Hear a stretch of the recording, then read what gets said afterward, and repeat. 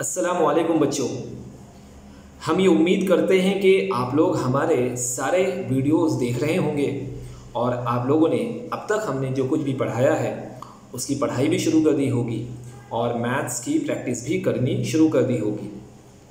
तो इसी उम्मीद के साथ आज के इस लेक्चर में हम अपने चैप्टर नंबर 8 मेटलर्जी को आगे बढ़ाएंगे। आगे बढ़ने से पहले हम ये देख लेते हैं कि अब तक इस चैप्टर में हमने क्या स्टडी किया है। तो स्टूडेंट, जैसा कि आप सब जानते हैं कि कल के लेक्चर में हमने इस चैप्टर को स्टार्ट किया था और इस चैप्टर में अब तक हमने मेटल्स की फ़िज़िकल प्रॉपर्टी और नॉन मेटल्स की फ़िज़िकल प्रॉपर्टी, इसी के साथ साथ हमने मेटल्स की केमिकल प्रॉपर्टीज़ को भी स्टार्ट किया था। और हम मेटल्स की केमिकल प्रॉपर्टी में 2 टॉपिक कवर कर चुके हैं। अगर आपको याद होगा तो हमारे मेटल्स की केमिकल प्रॉपर्टी में सबसे पहली प्रॉपर्टी थी reaction of metal with oxygen, जिसे हमने अच्छे से ऑब्जर्व किया था। दूसरी प्रॉपर्टी जो हमने पढ़ी है वो था reaction of metal with water. आज हम इस लेक्चर में अपनी तीसरी प्रॉपर्टी को स्टार्ट करेंगे। तो आइए स्टूडेंट देखते हैं कि मेटल्स की तीसरी प्रॉपर्टी कौन सी थी। मेटल्स का third chemical property reaction of metal with acid इस वक्त आपकी स्क्रीन पे आप देख रहे होंगे।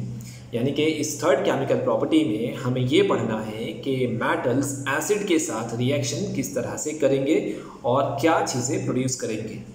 मैं आपको ये बता चुका हूँ कि कोई भी मेटल की रिएक्टिविटी एक जैसी नहीं होती है। कोई मेटल हाई रिएक्टिव होता है, कोई मॉडरेट रिएक्टिव होता है और कोई लो रिएक्टिव मेटल्स में गिना जाता है। आइए देखते हैं कि जब ये मेटल्स एसिड के साथ रिएक्शन करेंगे तो किस तरह से बिहेव करेंगे। इसके लिए हम एक जनरल इक्वेशन देख लेते हैं और वो जनरल इक्वेशन आपके सामने इस वक्त आपकी स्क्रीन पे आप उसे देख सकते हैं कि जब कोई मेटल एसिड के साथ रिएक्शन करता है तो मेटल सॉल्ट बनता है और साथ में आप हाइड्रोजन गैस को इवॉल्व होते हुए देख रहे होंगे।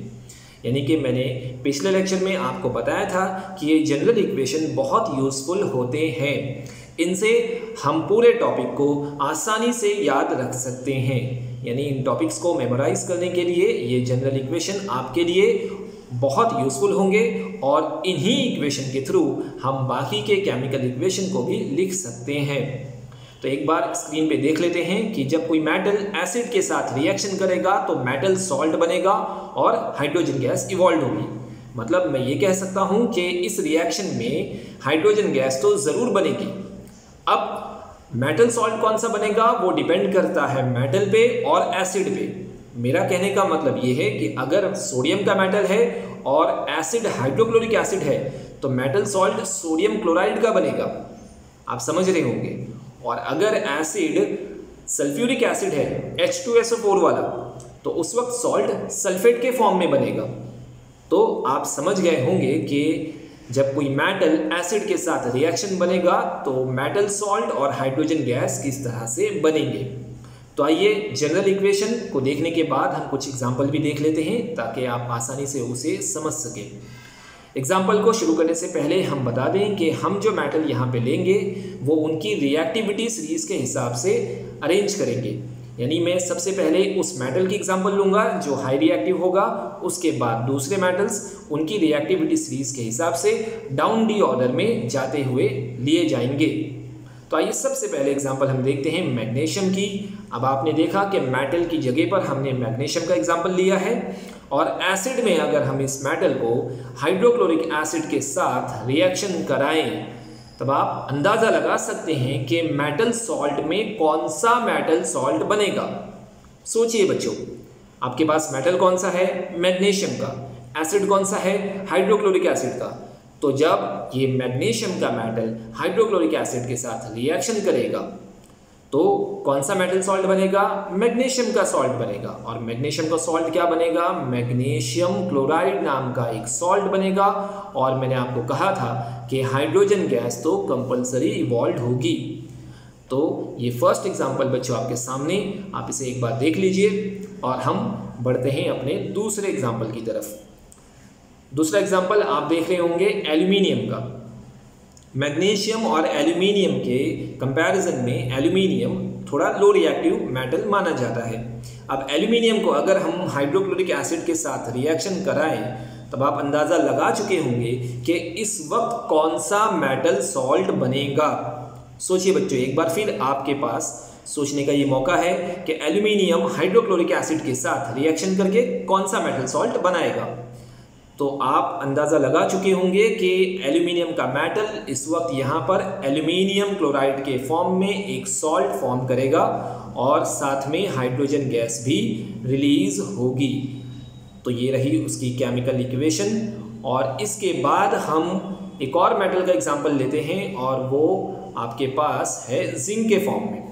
फिर वही बात, अगर हम जिंक को हाइड्रोक्लोरिक एसिड के साथ रिएक्शन कराएं तो इस वक्त आप मेटल सॉल्ट के फॉर्म में जिंक क्लोराइड को देखेंगे और साथ में हाइड्रोजन गैस भी इवॉल्व होगी।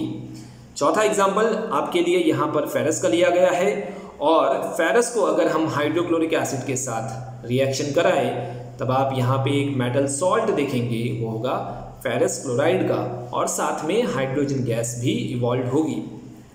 तो बच्चों, आपने इस थर्ड केमिकल प्रॉपर्टी को बहुत आसानी से समझ लिया होगा और वो ये कि जब कोई मेटल एसिड के साथ रिएक्शन करेगा तो मेटल सॉल्ट बनता है और साथ में हाइड्रोजन गैस बनती है।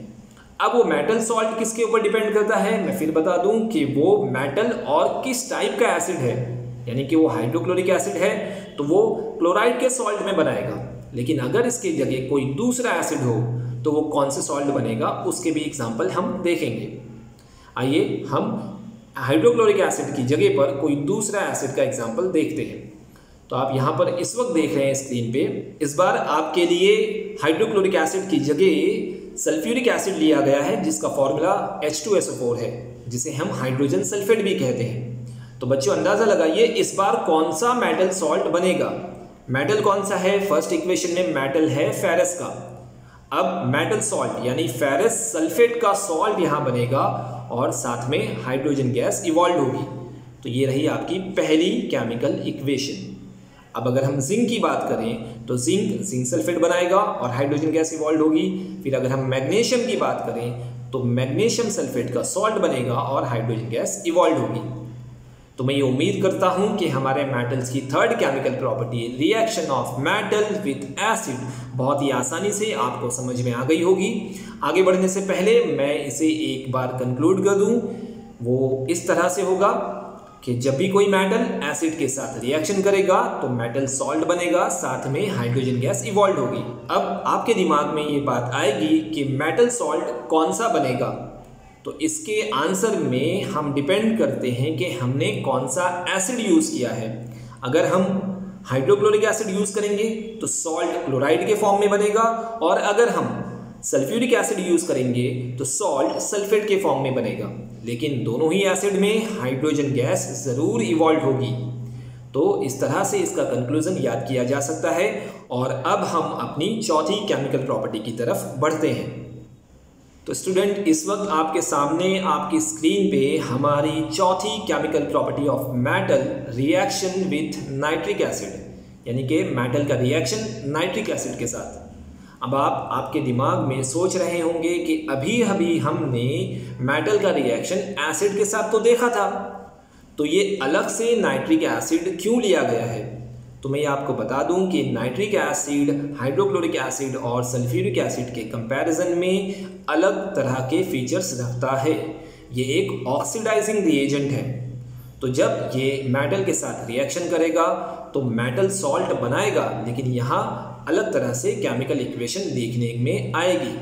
इसीलिए इस टॉपिक को अलग से केमिकल प्रॉपर्टी में इंक्लूड किया गया है। आइए देखते हैं कि जब कोई मेटल नाइट्रिक एसिड यानी HNO3 के साथ केमिकल रिएक्शन करेगा तो वो किस तरह से बिहेव करेगा।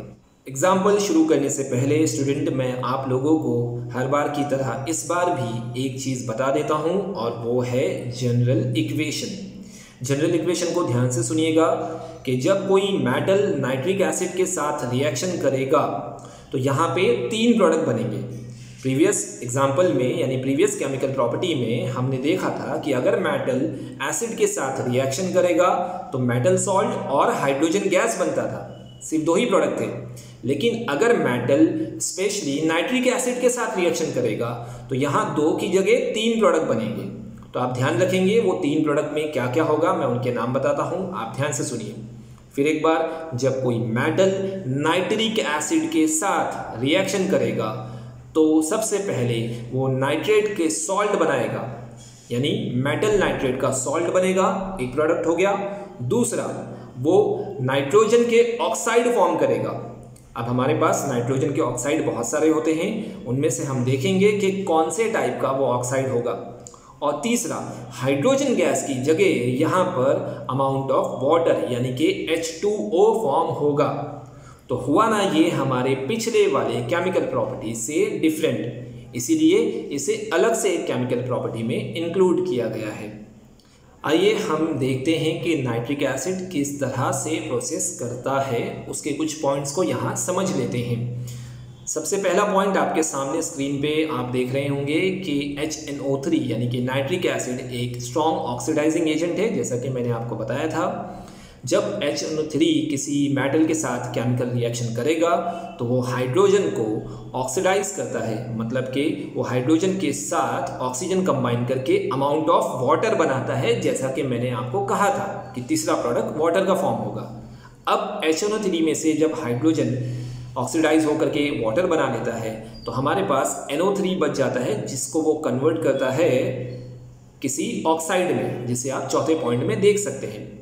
इटसेल्फ रिड्यूसेस टू NO यानी कि नाइट्रिक ऑक्साइड बन सकता है, NO2 यानी कि नाइट्रोजन डाइऑक्साइड, और N2O नाइट्रस ऑक्साइड। इन तीनों ऑक्साइड में से कोई भी एक ऑक्साइड वहाँ पे फॉर्म होगा। ध्यान से सुनिएगा इस पॉइंट को।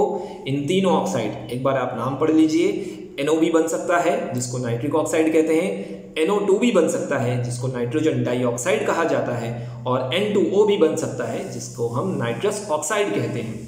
लेकिन इस केमिकल रिएक्शन में हाइड्रोजन गैस इवॉल्व नहीं होगी। आइए स्टूडेंट, इन पॉइंट्स को समझने के बाद हम इसके केमिकल इक्वेशंस को टेक्स्ट बुक में ऑब्जर्व करते हैं, देखते हैं कि वहाँ पर कौन से एग्जाम्पल दिए गए हैं। स्टूडेंट, इस वक्त आपकी टेक्स्ट बुक में पॉइंट नंबर D दिख रहा होगा आपको, जिसका नाम है reaction of metal with nitric acid. हम इन सारे पॉइंट्स को डिस्कस कर चुके हैं और अब हमें सिर्फ एग्जाम्पल्स देखना है जो केमिकल इक्वेशन के फॉर्म में आप यहाँ देख सकते हैं। इन एग्जाम्पल को एक्सप्लेन करने से पहले एक बार फिर मैं आपको अपनी जनरल इक्वेशन, जो मैं आपको पहले भी बता चुका हूँ, उसको मैं यहाँ रिपीट कर दूँ कि 3 प्रोडक्ट कौन से बने थे।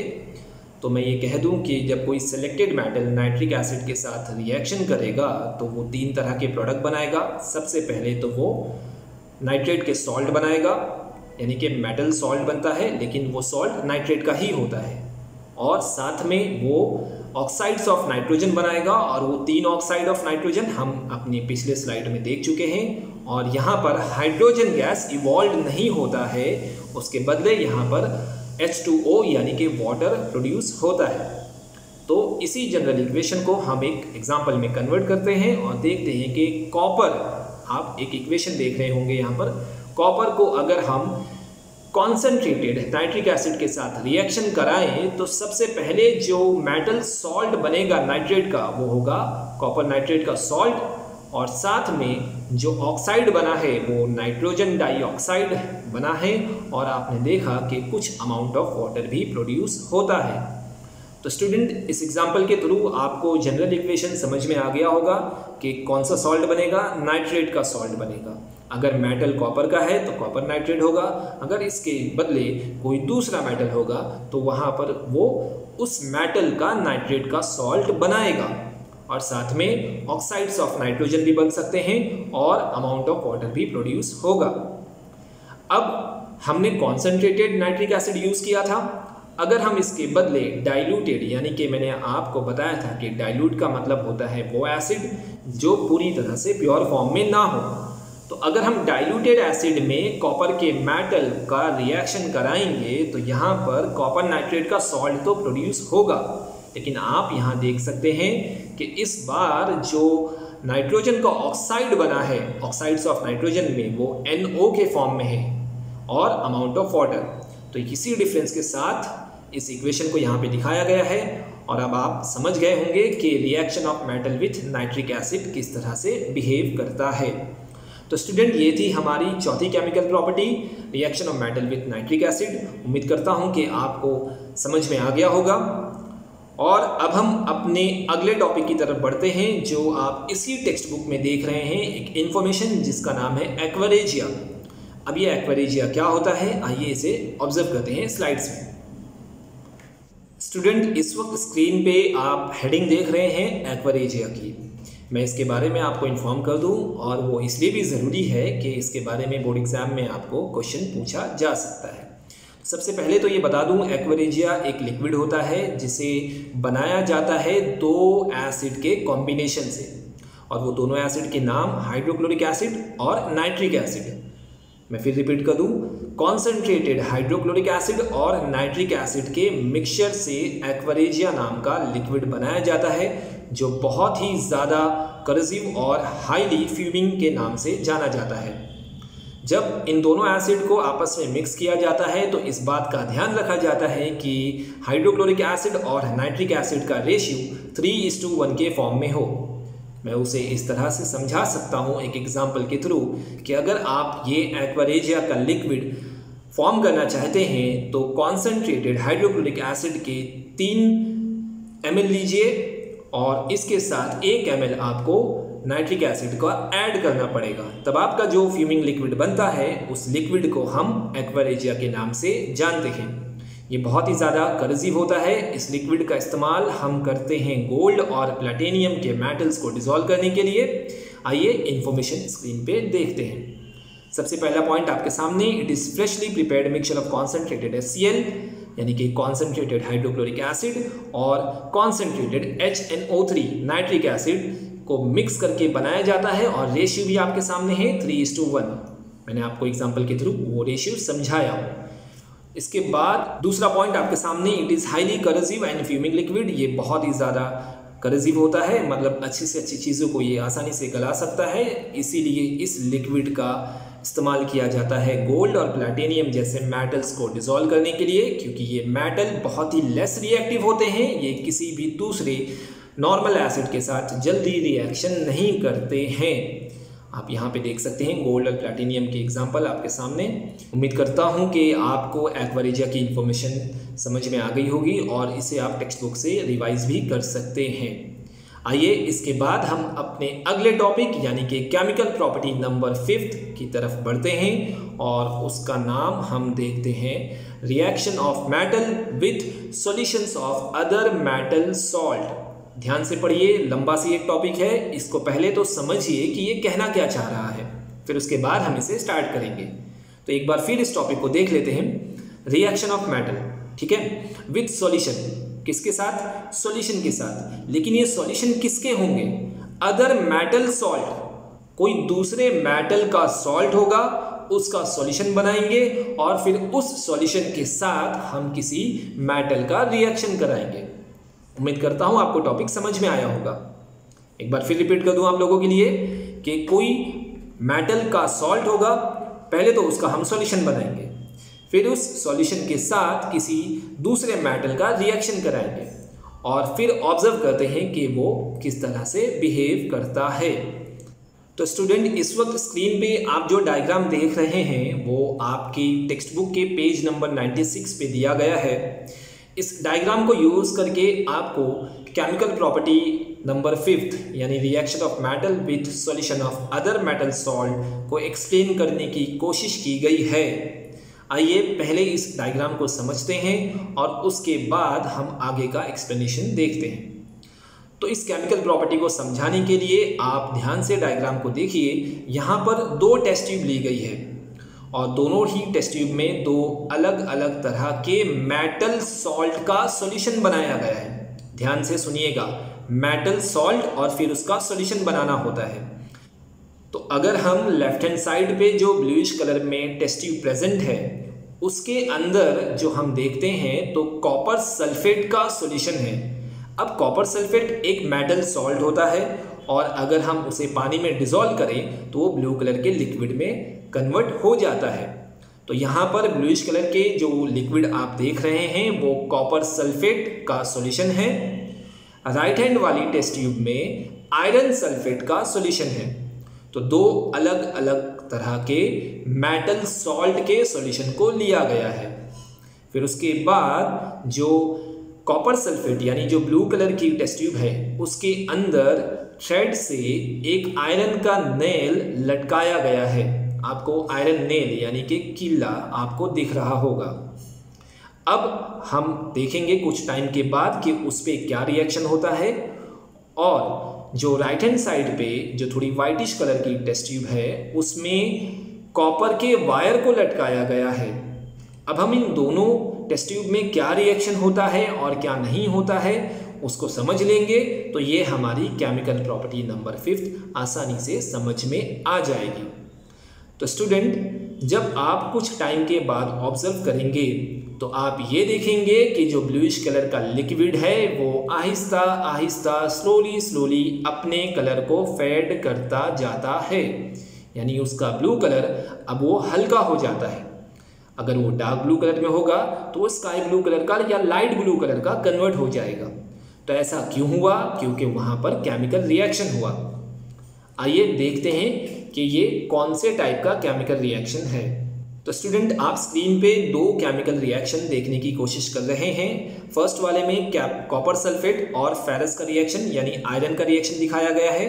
तो मैं आप लोगों को बता दूं कि हमारी केमिकल प्रॉपर्टी नंबर 5 कोई और नहीं बल्कि हमने अपने सेकेंड चैप्टर में जो डिस्प्लेसमेंट रिएक्शन पढ़ा है वही हमारी केमिकल प्रॉपर्टी नंबर 5 है। यानी कि जब कोई हाई रिएक्टिव मेटल किसी मेटल सॉल्ट के सॉल्यूशन के साथ रिएक्शन करेगा, मैं बात कर रहा हूँ ब्लू कलर वाली टेस्ट ट्यूब की। अब यहाँ हाई रिएक्टिव कौन है? फेरस है, आयरन है। आयरन कॉपर सल्फेट के कंपैरिजन में ज़्यादा रिएक्शन करता है, हाईली रिएक्टिव मेटल है। तो वो कॉपर सल्फेट के सॉल्यूशन में से कॉपर को डिस्प्लेस करेगा और ख़ुद उसकी जगह पे चले जाएगा। इसलिए जब उस सॉल्यूशन में से कॉपर डिस्प्लेस होता है यानी कॉपर हटता है तो उसका कलर फेड हो जाता है, हल्का हो जाता है। अब वो कॉपर हट के जाएगा कहाँ? तो वो कॉपर हट करके आयरन के नेल पे डिपॉजिट हो जाएगा और कुछ टाइम के बाद जब आप आयरन के नेल को बाहर निकालेंगे तो वो रेडिश ब्राउन कलर की लेयर के साथ आपको ऑब्जर्व होगा। तो स्टूडेंट, ये डिस्प्लेसमेंट का ही एग्जाम्पल हुआ। अब अगर हम दूसरे केमिकल रिएक्शन की बात करें तो वहाँ पर जो लिक्विड था वो फेरस सल्फेट का था और जो अलग से मेटल डाला गया था वो कॉपर का था। अब आप जानते हैं कि फेरस और कॉपर में से हाई रिएक्टिव कौन है? फेरस है। लेस रिएक्टिव कौन है? कॉपर है।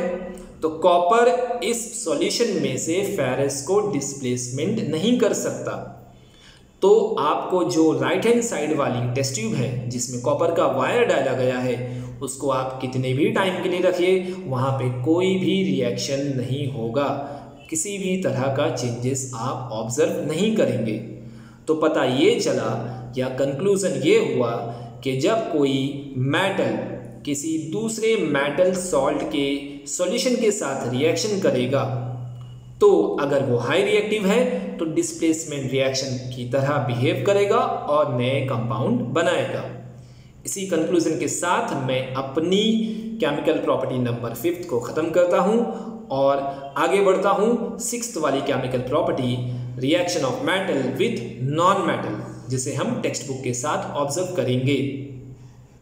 तो स्टूडेंट, इस वक्त आप अपनी स्क्रीन पे जो पेज देख रहे हैं उसमें आपका 6th वाला केमिकल प्रॉपर्टी ऑफ मेटल दिख रहा है जिसकी हेडिंग है reaction of metals with non metal. तो इस टॉपिक को या इस केमिकल प्रॉपर्टी को मैं बहुत अच्छे से कुछ सिंपल तरीके से समझाना चाहूँगा। वो एक सिंपल से स्टेटमेंट में आपको समझ में आ जाएगा। हमारा टॉपिक है reaction of metals with non metal. तो इसका कंक्लूजन मैं आपको बता दूं कि जब कोई मेटल किसी नॉन मेटल के साथ रिएक्शन करता है तो वो इलेक्ट्रॉन का ट्रांसफॉर्मेशन करता है, यानी मेटल अपना आउटर मोस्ट शेल के जो इलेक्ट्रॉन्स होते हैं वो नॉन मेटल को डोनेट कर देते हैं और नॉन मेटल अपना ऑक्टेट कंप्लीट करने के लिए उन इलेक्ट्रॉन्स को गेन कर लेते हैं एंड देन फिर आयोनिक कंपाउंड का फॉर्मेशन होता है। तो मैं स्टेटमेंट कुछ इस तरह से बना सकता हूँ कि when metal react with non metal it will form ionic compound. और इसी स्टेटमेंट के साथ हमारा केमिकल प्रॉपर्टी नंबर 6 जो है वो यहाँ पर फिनिश हो जाएगा। आयोनिक कंपाउंड के बारे में हम डिटेल इंफॉर्मेशन इसी चैप्टर में थोड़ा आगे से पढ़ेंगे। तब तक के लिए इस प्रॉपर्टी को मैं यहीं ख़त्म करना चाहूँगा। एक आयोनिक कंपाउंड का एग्जाम्पल आप अपनी इसी पेज पे देख सकते हैं, जो सोडियम क्लोराइड के फॉर्म में आपको दिखाया गया है, Na+Cl और NaCl। Na सोडियम एक मेटल होता है, Cl आप जानते हैं क्लोरीन नॉन मेटल है। जब इन दोनों के बीच में केमिकल रिएक्शन होता है तो NaCl यानी सोडियम क्लोराइड का आयोनिक कंपाउंड बनता है। अब NaCl को हम बहुत अच्छी तरीके से जानते हैं, इसे हम कॉमन सॉल्ट के नाम से भी जानते हैं और ये रोज़ हमारे खाने में यूज़ होता है। इस एग्जाम्पल के साथ मैं अपनी 6th केमिकल प्रॉपर्टी यानी reaction of metal with non metal को यहीं ख़त्म करना चाहूँगा और मैं ये उम्मीद करता हूँ कि आपको सारे 6 केमिकल प्रॉपर्टी ऑफ मेटल समझ में आ गए होंगे। आप उसे एक बार रिवाइज कर लीजिएगा। अब हम अपने टेक्स्ट बुक के अगले टॉपिक की तरफ बढ़ते हैं, जो इस वक्त आप अपनी स्क्रीन पे chemical properties of non metal के फॉर्म में देख रहे हैं। अब हमें ये पढ़ना है कि नॉन मेटल्स की केमिकल प्रॉपर्टी कैसे होती है। तो स्टूडेंट, मैं आपको बता दूं कि जिस तरह से हमने मेटल्स की केमिकल प्रॉपर्टी को स्टडी किया है इक्वेशन वाइज और थोड़ा ब्रीफ में जाकर के, नॉन मेटल की केमिकल प्रॉपर्टी को टेक्स्ट बुक में बहुत शॉर्टकट तरीके से दिया गया है। हम उसे यहाँ पर एक बार ऑब्जर्व कर लेते हैं। आइए स्टार्ट करते हैं। Student, chemical properties of non metal हमारे टेक्स्ट बुक के पेज नंबर 97 पे है, आप उसे ऑब्जर्व कर सकते हैं। और हमारे पास नॉन मेटल की केमिकल प्रॉपर्टी को स्टडी करने के लिए यहाँ 4 प्रॉपर्टीज दी गई हैं। आइए उसे स्टार्ट करते हैं। सबसे पहली केमिकल प्रॉपर्टी आपके सामने इस वक्त स्क्रीन पे, reaction of non metal with oxygen. अगर आपको मेटल की फर्स्ट केमिकल प्रॉपर्टी याद होगी तो हमने वहाँ भी यही पढ़ा था, reaction of metal with oxygen. और हम यहाँ भी वही देख रहे हैं, reaction of non metal with oxygen, यानी कि दोनों में डिस्टिंग्विश टाइप का कुछ एग्जाम्पल दिया गया है। तो मैं आपको एक बार रिवाइज करना चाहूँगा कि जब मेटल ने ऑक्सीजन के साथ रिएक्शन किया था तो हमने पढ़ा था कि वो मेटल ऑक्साइड बनाता है। हम यहाँ पर देखते हैं कि जब नॉन मेटल ऑक्सीजन के साथ रिएक्शन करेगा तो वो क्या बनाएगा। तो बहुत ही सिंपल है, जब कोई नॉन मेटल ऑक्सीजन के साथ रिएक्शन करता है तो वो नॉन मेटल ऑक्साइड बनाता है, यानी कि जो भी नॉन मेटल होगा उसका ऑक्साइड बन जाएगा। अब यहाँ पे हम कुछ इक्वेशन को एग्जांपल में देख लेते हैं। आपके सामने दिख रहा होगा कि फर्स्ट इक्वेशन में जब कार्बन ऑक्सीजन के साथ रिएक्शन करेगा तो कार्बन डाइऑक्साइड बनाता है। तो आपने देखा कि कार्बन का ऑक्साइड बन गया। उसी तरीके से दूसरे एग्जाम्पल में कार्बन ऑक्सीजन के साथ पार्शियल कंबशन करके कार्बन मोनोऑक्साइड एक ऑक्साइड फॉर्म करेगा। तीसरे एग्जाम्पल में आप देख रहे होंगे सल्फर S यानी कि सल्फर प्लस ऑक्सीजन। अब यहाँ पे जो कंपाउंड बनेगा वो होगा सल्फर डाइऑक्साइड का। तो हम ये कंक्लूड कर सकते हैं हमारी first chemical property of non metal से कि जब कोई नॉन मेटल ऑक्सीजन के साथ रिएक्शन करेगा तो वो नॉन मेटल ऑक्साइड फॉर्म करेगा। उम्मीद करता हूं कि ये बहुत आसानी से आपको समझ में आ गई होगी। आइए हम सेकेंड केमिकल प्रॉपर्टी की तरफ बढ़ते हैं। तो स्टूडेंट, हमारी second chemical property of non metal आपके सामने है, जिसका हेडिंग आप देख रहे हैं, reaction of non metal with water. तो मैं इसको शुरू करने से पहले आपको बता दूं कि जनरली जो नॉन मेटल होते हैं वो वाटर के साथ रिएक्शन नहीं करते हैं। कुछ नॉन मेटल्स होते हैं जो हैलोजेंस के नाम से, जिन्हें हम जानते हैं। अब हैलोजन आपको फर्स्ट चैप्टर में पढ़ाया गया है।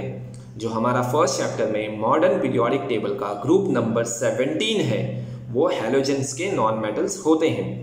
अब वो नॉन मेटल वाटर के साथ रिएक्शन करेंगे और क्या फॉर्म करेंगे, आइए उसे इक्वेशन के फॉर्म में देखते हैं। उससे पहले ये पैराग्राफ हम पढ़ लेते हैं। Generally non metals do not react with water except the halogens. For example, chlorine on dissolving in water gives the following reaction. तो यहाँ पे हैलोजन में क्लोरीन का एग्जाम्पल दिया गया है। तो जब क्लोरीन नॉन मेटल वाटर के साथ केमिकल रिएक्शन करेगा तो यहाँ पे HOCl नाम का एक लिक्विड बनता है और HCl नाम का हाइड्रोक्लोरिक एसिड बनता है। अब ये HOCl जो है उसे हम हाइपोक्लोरस एसिड के नाम से जानते हैं। तो मैं ये कह सकता हूँ कि जब क्लोरीन नॉन मेटल वाटर के साथ रिएक्शन करता है तो इस तरह से पर्टिकुलर इक्वेशन दिखाता है, जिसे हम जनरल फॉर्म में नहीं लिख सकते, क्योंकि जिस तरह का नॉन मेटल होगा उसके हिसाब से वहाँ पे दूसरे प्रोडक्ट बन सकते हैं। तो फिलहाल हम इस एग्जाम्पल में ये देखते हैं कि क्लोरीन का नॉन मेटल जब वाटर के साथ रिएक्शन करेगा तो वो हाइपोक्लोरस एसिड फॉर्म करेगा, साथ में HCl का एसिड भी फॉर्म होता है। ये थी हमारी दूसरी chemical property of non metal. अब इसके साथ हम बढ़ते हैं अपनी तीसरी chemical property of non metal, जिसे इस वक्त आप अपनी स्क्रीन पे देख रहे होंगे। Third topic, reaction of dilute acid with non metal. अगर आपको याद होगा हमारा केमिकल प्रॉपर्टी मेटल का, उसमें भी हमने थर्ड नंबर पे यही स्टडी किया था कि reaction of metal with acid. यहाँ पर भी reaction of non metal with dilute acid, यानी कि एसिड के साथ ही रिएक्शन कराना है। तो एक बार फिर मैं ये बता दूं कि जनरली जो नॉन मेटल्स होते हैं वो एसिड के साथ यानी कि डाइल्यूट एसिड के साथ रिएक्शन नहीं करेंगे एक्सेप्ट हैलोजेंस। फिर एक बार ये हैलोजेंस जो होते हैं वो डाइल्यूट एसिड के साथ रिएक्शन करेंगे और देखते हैं कि वो क्या फॉर्म करते हैं। तो दोस्तों, तो बच्चों यहाँ पर आप देख रहे होंगे इक्वेशन में क्लोरीन जो हैलोजन है और साथ में वो एक नॉन मेटल है, जब वो HBr यानी कि हाइड्रोब्रोमिक एसिड के साथ, या उसे हाइड्रोजन ब्रोमाइड भी कहेंगे, हाइड्रोब्रोमिक एसिड के साथ जब क्लोरीन का केमिकल रिएक्शन कराया जाएगा तो वो हाइड्रोक्लोरिक एसिड फॉर्म करेगा और ब्रोमीन एक्वस फॉर्म में प्रोड्यूस करेगा। तो यहाँ पर आपने देखा कि सारे के सारे जो नॉन मेटल्स होते हैं वो एसिड के साथ यानी कि डाइल्यूट एसिड के साथ रिएक्शन नहीं करते हैं। सर्टेन नॉन मेटल्स खासकर हैलोजेंस जो हैं वो एसिड के साथ रिएक्शन करेंगे और पर्टिकुलर प्रोडक्ट को फॉर्म करते हैं, जिसे हमने अपनी केमिकल इक्वेशन में देखा है। आइए हम अपनी चौथी और आखिरी chemical property of non metal की तरफ बढ़ते हैं और वो आपके सामने स्क्रीन पे आप उसे आसानी से देख सकते हैं, reaction of non metal with hydrogen. तो बच्चों यहाँ पर आप हाइड्रोजन के साथ नॉन मेटल का जब रिएक्शन कराएंगे तो आप देख सकते हैं कि वो पर्टिकुलर प्रोडक्ट फॉर्म करते हैं। पैराग्राफ देख लेते हैं। Non metal react with hydrogen under certain condition. कुछ कंडीशंस के अंदर नॉन मेटल हाइड्रोजन के साथ रिएक्शन करते हैं और वो कंडीशन हो सकती हैं टेम्परेचर, प्रेशर, कैटलिस्ट यूज़ करके आप नॉन मेटल को हाइड्रोजन के साथ रिएक्शन करा सकते हैं। एक बार आपने नॉन मेटल को हाइड्रोजन के साथ रिएक्शन कराया तो वो अपने पर्टिकुलर कंपाउंड फॉर्म करेंगे। आइए उनमें से कुछ एग्जांपल देखते हैं। सबसे पहले आप सल्फर को देख रहे होंगे। जब सल्फर हाइड्रोजन के साथ रिएक्शन करेगा तो वो हाइड्रोजन सल्फाइड नाम का एक गैस प्रोड्यूस करता है। H2S उसका केमिकल फॉर्मूला होता है। उसी तरीके से एक और एग्जांपल है, जब नाइट्रोजन नॉन मेटल हाइड्रोजन के साथ रिएक्शन करेगा तो वो अमोनिया गैस को प्रोड्यूस करेगा, जिसका फॉर्मूला आप NH3 के फॉर्म में देख रहे हैं। तो यहाँ पे स्टूडेंट बहुत ही आसान तरीके से 4 केमिकल प्रॉपर्टी थी नॉन मेटल्स की, उसे हमने यहाँ पे स्टडी किया। उम्मीद करते हैं कि आपको ये चारों केमिकल प्रॉपर्टी आसानी से समझ में आ गई होगी। अब हमारा अगला टॉपिक आपकी टेक्स्ट बुक में है आयोनिक कंपाउंड्स। जैसा कि मैंने आपको पिछले ही टॉपिक में बताया था कि आयोनिक कंपाउंड को हम यहाँ पर एक बार फिर से पढ़ेंगे। जो हमारी chemical property of metal 6th वाला था, उसमें हमने देखा था कि जब कोई मेटल नॉन मेटल के साथ रिएक्शन करेगा तो आयोनिक कंपाउंड बनाता है। आइए उसे हम यहाँ पर डिटेल में और उसकी कुछ प्रॉपर्टीज़ वगैरह के बारे में स्टडी करते हैं। एक बार हम टेक्स्ट बुक को ऑब्जर्व कर लेते हैं कि आयोनिक कंपाउंड का जो पैराग्राफ है उसके साथ साथ हमें प्रॉपर्टीज़ ऑफ आयोनिक कंपाउंड को भी स्टडी करना है और इन सारी चीज़ों को हम आइए अपनी स्लाइड्स में ऑब्जर्व करते हैं। तो स्टूडेंट, हम अपने टेक्स्ट बुक के अगले टॉपिक यानी कि आयोनिक कंपाउंड के बारे में हम यहाँ स्लाइड में उसे समझने की कोशिश करेंगे। उससे पहले मैं आपको याद दिला दूं कि हमने केमिकल प्रॉपर्टी ऑफ मेटल का जो 6th वाला टॉपिक पढ़ा था वो ये था कि chemical property of metal with non metal. उसमें हमने ये देखा था कि जब कोई मेटल किसी नॉन मेटल के साथ रिएक्शन करता है तो वो आयोनिक कंपाउंड का फॉर्मेशन करता है। आइए देखते हैं कि वो किस तरह से आयोनिक कंपाउंड का फॉर्मेशन करता है। तो स्टूडेंट, सबसे पहले मैं आपको याद दिला दूं कि जो हमारा मेटल होता है वो इलेक्ट्रोपॉजिटिव इन कैरेक्टर होता है। आप इसे फर्स्ट वाले चैप्टर में स्टडी कर चुके हैं। कहने का मतलब ये है कि मेटल अपने आउटर मोस्ट शेल में से इलेक्ट्रॉन को डोनेट करने की प्रॉपर्टी रखता है। और नॉन मेटल जो होता है वो इलेक्ट्रोनेगेटिव इन कैरेक्टर होता है, और नॉन मेटल अपने आउटर मोस्ट शेल में ऑक्टेट को कंप्लीट करने के लिए इलेक्ट्रॉन गेन करने की प्रॉपर्टी रखता है। इन दोनों प्रॉपर्टी की वजह से जब कोई मेटल नॉन मेटल के साथ रिएक्शन करता है तो वो अपने आउटर मोस्ट शेल के इलेक्ट्रॉन नॉन मेटल को डोनेट करता है, जिसकी वजह से वो पॉजिटिव चार्ज का आयन बनता है और हम उसे कैटायन के नाम से जानते हैं। उसी तरीके से नॉन मेटल इलेक्ट्रॉन को एक्सेप्ट करके नेगेटिव आयन बनाता है, जिसे हम एनायन के नाम से जानते हैं। अब जब यहाँ पर आयन का फॉर्मेशन हो जाता है तो इनके बीच में एक फोर्स जनरेट होता है, जिसे इलेक्ट्रोस्टैटिक फोर्स ऑफ अट्रैक्शन के नाम से हम जानते हैं। इसी फोर्स ऑफ अट्रैक्शन की वजह से दोनों आयन्स के बीच में आयोनिक बॉन्ड का फॉर्मेशन होता है। ध्यान से सुनिएगा पूरा प्रोसेस। इसी फोर्स ऑफ अट्रैक्शन यानी इलेक्ट्रोस्टैटिक फोर्स ऑफ अट्रैक्शन की वजह से कैटायन और एनायन यानी मेटल का आयन और नॉन मेटल के आयन के बीच में आयोनिक बॉन्ड का फॉर्मेशन होता है, और एक बार अगर आयोनिक बॉन्ड बन गया तो आगे चल के वो आयोनिक कंपाउंड में कन्वर्ट हो जाता है। तो उम्मीद करता हूँ कि ये प्रोसेस आपको फॉर्मेशन ऑफ आयोनिक कंपाउंड का समझ में आया होगा। आयोनिक कंपाउंड बनने के टाइम पे हर आयोनिक कंपाउंड एक पर्टिकुलर पोजीशन में कैटायन और एनायन को एक दूसरे से अटैच करते हैं, इसलिए इनका जो स्ट्रक्चर होता है वो क्रिस्टलाइन होता है। आइए हम आयोनिक कंपाउंड के कुछ पॉइंट्स को यहाँ समझने की कोशिश करते हैं। सबसे पहला point, a chemical bond formed by transfer of electrons from one atom to another atom is called ionic bond। जैसे कि मैंने अभी आपको बताया कि जब वो इलेक्ट्रॉन का ट्रांसफॉर्मेशन करते हैं, गिव एंड टेक रिएक्शन करते हैं इलेक्ट्रॉन का, तो जो बॉन्ड का फॉर्मेशन होता है उस बॉन्ड को हम आयोनिक बॉन्ड या तो इलेक्ट्रोवैलेंट बॉन्ड के नाम से जानते हैं। फिर एक बार आप उसे पढ़ लीजिए। A chemical bond formed by the transfer of electrons from one atom to another atom is called as ionic bond और electrovalent bond। ये उस बॉन्ड का डेफिनेशन था। अब हम देखते हैं हमारा दूसरा पॉइंट, जो आयोनिक कंपाउंड का डेफिनेशन होगा। Compound formed by transfer of electrons from a metal to a non-metal are known as ionic और electrovalent compound। बहुत ही सिंपल है। ऐसे कंपाउंड जो फॉर्म होते हैं by transformation of electron from metal to a non metal, यानी कि जब कोई मेटल अपने में से इलेक्ट्रॉन ट्रांसफर करके नॉन मेटल को डोनेट कर देता है और उसकी वजह से जो कंपाउंड बनता है, उससे कंपाउंड को हम आयोनिक कंपाउंड के नाम से जानेंगे। तो स्टूडेंट, आयोनिक कंपाउंड का फॉर्मेशन और उसका डेफिनेशन आपको आसानी से समझ में आ गया होगा। आइए हम आयोनिक कंपाउंड के फॉर्मेशन का एक डिटेल एग्जांपल यहाँ देखने की कोशिश करते हैं। आयोनिक कंपाउंड को समझने के लिए हम फॉर्मेशन ऑफ मैग्नीशियम क्लोराइड का एग्जांपल यहाँ देखेंगे, और इससे पहले वाले चैप्टर्स में हमने सोडियम क्लोराइड का एग्जांपल देख चुके हैं। मैग्नीशियम क्लोराइड का केमिकल फॉर्मूला होता है MgCl2, यानी मैग्नीशियम का एक एटम होगा और क्लोरीन के 2 एटम होंगे।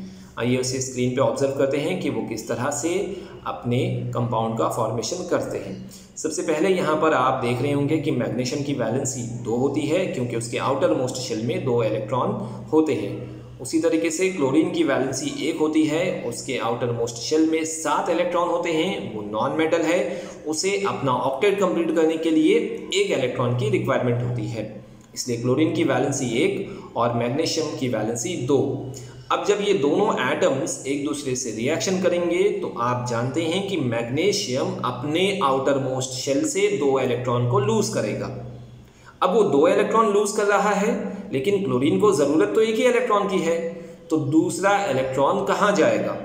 इसलिए इस कंपाउंड का फॉर्मेशन होते टाइम क्लोरीन के 2 एटम्स की रिक्वायरमेंट होगी, ताकि एक क्लोरीन का एटम 1 इलेक्ट्रॉन ले लेगा और दूसरा क्लोरीन का एटम मैग्नीशियम से दूसरा इलेक्ट्रॉन गेन कर लेगा, और फिर वो मैग्नीशियम क्लोराइड का फॉर्मेशन करेंगे। आइए हम उसे कुछ इस तरह से समझने की कोशिश करते हैं। इस वक्त आप स्क्रीन पे जो एटम का स्ट्रक्चर देख रहे हैं वो है मैग्नीशियम का। आप उसके आउटर मोस्ट शेल में देख सकते हैं कि 2 इलेक्ट्रॉन है। ये उसकी इलेक्ट्रॉनिक कॉन्फ़िगरेशन 282, इसका एटॉमिक नंबर 12 होता है। साइड में जो आप एटम का स्ट्रक्चर देख रहे हैं वो है क्लोरीन के। आप उनका एटॉमिक नंबर 17 के हिसाब से उनकी इलेक्ट्रॉनिक कॉन्फ़िगरेशन को आसानी से 287 में बना सकते हैं। उनके लास्ट वाले शेल में 7 इलेक्ट्रॉन होते हैं, इनको एक एक इलेक्ट्रॉन की ज़रूरत है। अब आप समझ गए होंगे कि मैग्नीशियम मेटल है, वो अपने दोनों इलेक्ट्रॉन डोनेट करेगा। एक इलेक्ट्रॉन एक क्लोरीन का एटम ले लेगा, दूसरा इलेक्ट्रॉन दूसरा एटम गेन कर लेगा। आइए उसे यहाँ पर समझने की कोशिश करते हैं। तो देख रहे होंगे स्टूडेंट कि ये जो क्लोरीन के दोनों एटम आपके सामने नीचे की तरफ जो बने हैं वो मैग्नीशियम के आउटर मोस्ट ऑर्बिट के ये दोनों इलेक्ट्रॉन गेन कर लेंगे और यहाँ पर मैग्नीशियम को +2 का चार्ज मिल जाएगा, जिसे हम कैटायन के नाम से जानते हैं। और क्लोरीन जब वो दोनों इलेक्ट्रॉन को एक्सेप्ट करेंगे तो उनके ऊपर नेगेटिव चार्ज का आयन बनता है, जिसे हम एनायन के नाम से जानते हैं। और उनकी इलेक्ट्रॉनिक कॉन्फ़िगरेशन कुछ इस तरह से हो जाती है। हर एक एटम अपनी ऑक्टेट को कंप्लीट कर लेता है और इस तरह से हमारा फॉर्मेशन ऑफ मैग्नीशियम क्लोराइड यानी कि एक आयोनिक कंपाउंड का फॉर्मेशन होता है। उम्मीद करता हूं कि ये मैग्नीशियम क्लोराइड का फॉर्मेशन यानी कि आयोनिक कंपाउंड का फॉर्मेशन आपको समझ में आया होगा। अब हम आयोनिक कंपाउंड की कुछ प्रॉपर्टीज़ को यहाँ ऑब्जर्व कर लेते हैं और आज के इस लेक्चर को हम उन्हीं प्रॉपर्टीज़ पे फिनिश करेंगे। आइए आगे बढ़ते हैं। स्टूडेंट, इस वक्त आप अपनी स्क्रीन पे जो हेडिंग देख रहे हैं वो है प्रॉपर्टीज़ ऑफ आयोनिक कंपाउंड। इसे शुरू करने से पहले मैं आप लोगों को ये बता दूं कि हम अपनी टेक्स्ट बुक के टॉपिक के हिसाब से सीक्वेंस में आगे बढ़ रहे हैं। आप अपनी टेक्स्ट बुक के पेज नंबर 99 को ऑब्जर्व करेंगे तो आपको वहाँ पर आयोनिक कंपाउंड्स की प्रॉपर्टीज़ ऑब्जर्व हो जाएगी। अब आप आयोनिक कंपाउंड को बहुत अच्छे से जानते हैं, जैसा कि मैंने अभी कहा था कि हमारा कॉमन सॉल्ट भी एक आयोनिक कंपाउंड होता है। आप उसे डेली यूज़ करते हैं, आपने देखा होगा कि वो सॉलिड फॉर्म में होता है। तो आइए कुछ केमिकल प्रॉपर्टी को यहाँ स्टार्ट करते हैं कि वो किस तरह से दिखता है, उनका मेल्टिंग पॉइंट, बॉइलिंग पॉइंट क्या होता है और वो किस में सॉल्युबल होता है, एक्सेट्रा एक्सेट्रा। कुछ प्रॉपर्टीज़ को यहाँ पे ऑब्जर्व करते हैं। सबसे पहली केमिकल प्रॉपर्टी आप यहाँ देख रहे होंगे कि ये मेटल्स और नॉन मेटल्स के बीच में बनते हैं। तो ये तो एक इन्फॉर्मेशन हो गई कि आयोनिक कंपाउंड मेटल्स और नॉन मेटल्स के बीच में केमिकल रिएक्शन होने की वजह से बनते हैं। उसके बाद हम दूसरी प्रॉपर्टी को ऑब्जर्व करेंगे तो मैं ये बता दूं कि आयोनिक कंपाउंड जो होते हैं वो पानी में सॉल्युबल होते हैं और इसे आपने आसानी से रोज़ ऑब्जर्व किया होगा। नमक को अगर आप पानी में डिसॉल्व करो तो डिसॉल्व हो जाता है, तो वही हमारी आयोनिक कंपाउंड की प्रॉपर्टी है। Ionic compounds are soluble in water, लेकिन ध्यान से यही आयोनिक कंपाउंड को अगर आप ऑर्गेनिक सॉल्वेंट में डिसॉल्व करने की कोशिश करें तो वो सॉल्युबल नहीं होंगे। ऑर्गेनिक सॉल्वेंट का मतलब जैसे कि आप उसे केरोसिन, मिट्टी का तेल, पेट्रोल, डीजल वगैरह में डिसॉल्व करने की कोशिश करें तो वो डिसॉल्व नहीं होते हैं। तो आप देख सकते हैं मिडल में ionic compounds are soluble in water but insoluble in other organic solvent. उसके बाद हम अपनी प्रॉपर्टी की तरफ बढ़ते हैं कि आयोनिक कंपाउंड का मेल्टिंग पॉइंट हाई होता है और बॉइलिंग पॉइंट भी हाई होता है। हम सब जानते हैं कि आयोनिक कंपाउंड सॉलिड फॉर्म में होते हैं और सॉलिड फॉर्म में होने की वजह से इनके बीच में जो आयंस के बीच में फोर्स ऑफ अट्रैक्शन होता है वो बहुत हाई होता है और उसे मेल्ट करने के लिए ज़्यादा एनर्जी की रिक्वायरमेंट होती है। इसलिए आयोनिक कंपाउंड का मेल्टिंग पॉइंट और बॉइलिंग पॉइंट हाई माना जाता है और हम इसे ऑब्जर्व भी कर सकते हैं। इसके बाद हम देखते हैं कि ionic compounds are good conductors of electricity. Solid form में वो इलेक्ट्रिसिटी को कंडक्ट नहीं करते हैं। मैं आपको यहाँ बता दूं कि आयोनिक कंपाउंड सॉलिड फॉर्म में इलेक्ट्रिसिटी को कंडक्ट नहीं करते हैं, लेकिन अगर हम इनको वाटर में डिसॉल्व करके या उनको लिक्विड स्टेट में, फ्यूज स्टेट में कन्वर्ट कर दें तो वो ईजिली इलेक्ट्रिसिटी को कंडक्ट कर सकते हैं। तो ये हमारी कुछ प्रॉपर्टीज़, और हम ये भी देख लेते हैं कि आयोनिक कंपाउंड सॉलिड फॉर्म में होते हैं और हार्ड होते हैं।